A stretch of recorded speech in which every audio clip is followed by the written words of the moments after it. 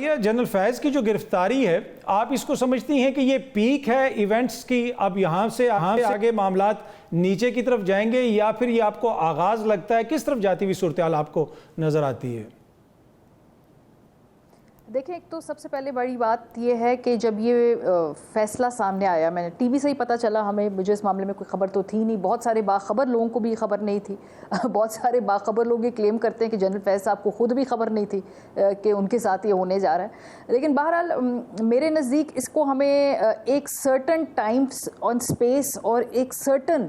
Objective حاصل کرنے کی کوشش سے بڑھ کے نہیں دیکھنا چاہیے۔ اگر ہم سمجھتے ہیں کہ یہ بہت ہی کوئی تباہ کن ایسا ایونٹ ہے یا کوئی ایسا اقدام ہے جس کے بعد کورس کریکشن ہو جائے گی اور تمام معاملات ٹھیک ہو جائیں گے اور دوبارہ اس طرح سے اس نہج پہ، اس طرز پہ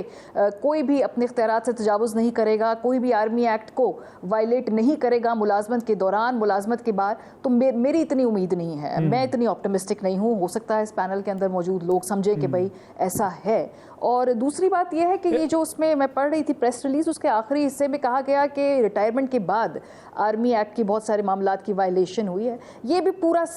پورا سچ نہیں ہے۔ معذرت کے ساتھ بہت ساری آن ٹیپ ایڈمیشنز موجود ہیں،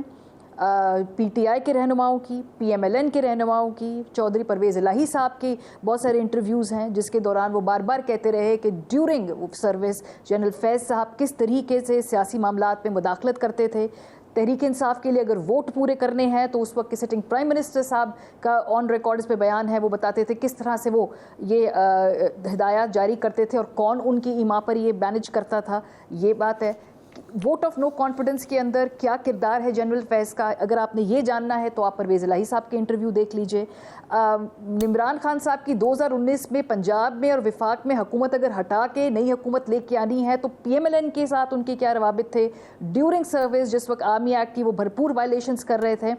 یہ جاننے کے لیے آپ خواجہ آصف کا انٹرویو دیکھ سکتے ہیں، تو بے شمار آن ریکارڈ گواہیاں موجود ہیں۔ سو اگر تو ہم نے کوئی اس طرح کا اکاؤنٹیبلٹی کا کام کرنا ہے تو یہ 2022 سے نہیں شروع ہوگا، یہ شروع ہوگا 2017-18 سے، جب ہائیبرڈ نظام کی بنیاد رکھی گئی اور اس کے اندر کیا کردار تھا اور جو طاقت جس کی ایما پہ وہ وائلیٹ کر رہے تھے اپنے تمام آرمی ایکٹ کے کوڈ اینڈ کنڈکٹ کو، وہ انہوں نے کہاں سے حاصل کی اور وہ کس طرح سے وہ کرنے میں کامیاب ہوئی۔ یہ بہت سارے اہم سوالات ہیں۔ اچھی بات ہے، میں کہتی ہوں اگر ہماری زندگیوں میں یہ اقدام ہوا کہ بھئی ایک کیس شروع ہوا ہے اور کوئی تحقیقات کسی حد تک ہوں گی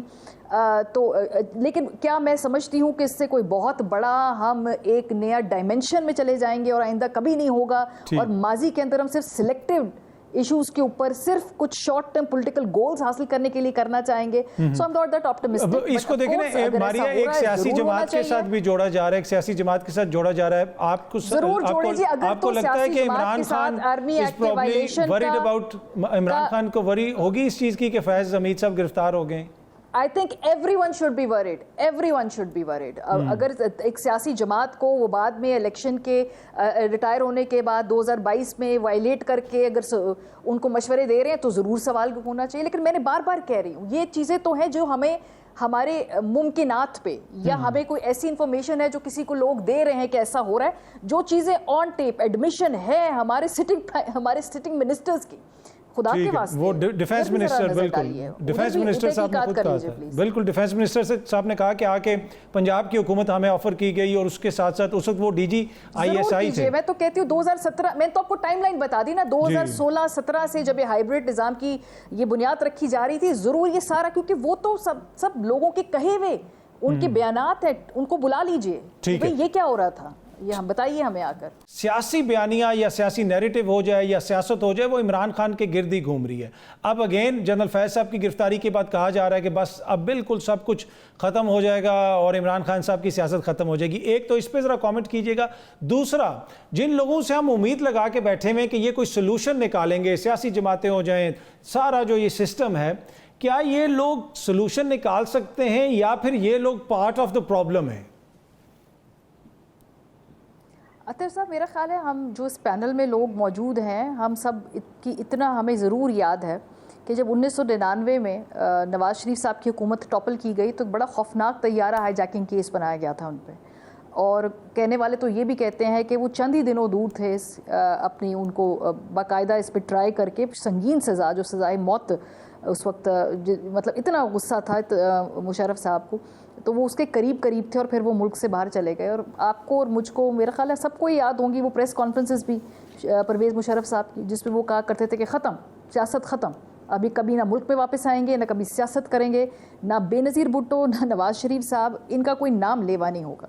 فاسٹ فارورڈ ایئر 2008 ہم نے دیکھا کہ نواز شریف صاحب بھی واپس آئے, بی بی صاحبہ بھی واپس آئیں. انفارچونیٹلی وہ سال شہید ہو گئیں, وہ سیاست میں تو حصہ نہیں لے سکی, لیکن ان کا خاندان ان کی پارٹی آج بھی ملک کے اندر ایک صوبے کے اندر حکومت رکھتی ہے اور اگر چاہے تو اس وقت وفاق میں وزارتیں بھی حاصل کر سکتی ہے اگر وہ صحیح سے ان کا موڈ ہو وہ نیگوشیٹ کر پائیں. نواز شریف صاحب واپس آتے ہیں, تقریباً 3 ٹینیور ان کے بھائی وزیر اعلیٰ رہتے ہیں پنجاب کے اندر, وہ وزیر اعظم دوبارہ بنتے ہیں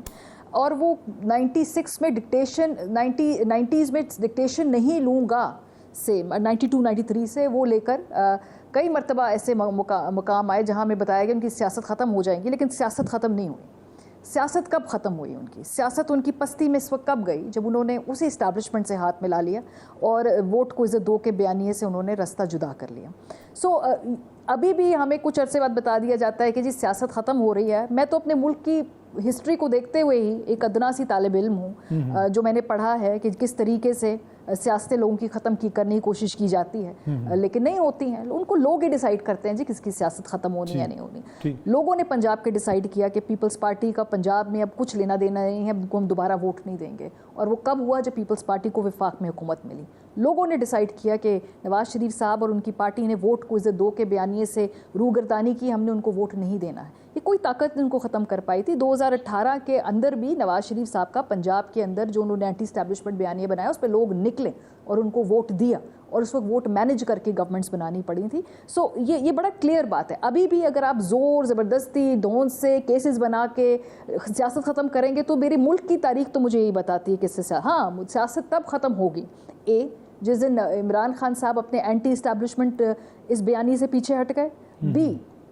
جس دن گورنمنٹ ملی اور وہ ڈیلیور نہیں کر پائے, تب سیاست ختم ہوگی. جی میں یہ بڑی کلیئر ہے. اور جہاں مجھ سے پوچھتے ہیں امید ہیں لگائی ہوئی ہیں لوگوں سے ہمیں کچھ پتہ ہے, مجھے تو سیریس کیپیسٹی ایشوز نظر آتے ہیں.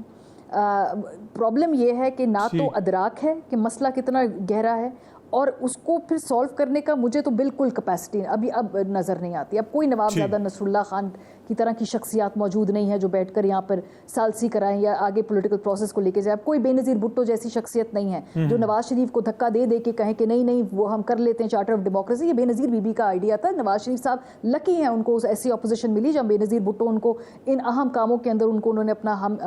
ہم رکاب بنایا. لیکن اب مجھے وہ نظر نہیں آتی, نہ کیپیسٹی نظر آتی ہے نہ فرینکلی پولیٹیکل اسپیس ہے. پولیٹیکل اسپیس بھی نہیں.